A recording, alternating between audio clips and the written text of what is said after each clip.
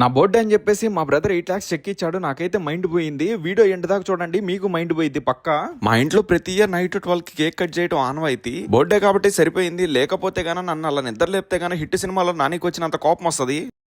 నేను ఇండియాలోనే ఉన్నప్పుడే కాదు, ఫారెన్ లో ఉన్నప్పుడు కూడా నైట్ 12 అయితే కేక్ కట్ చేసేవాళ్ళు వీడియో కాల్ చేసి.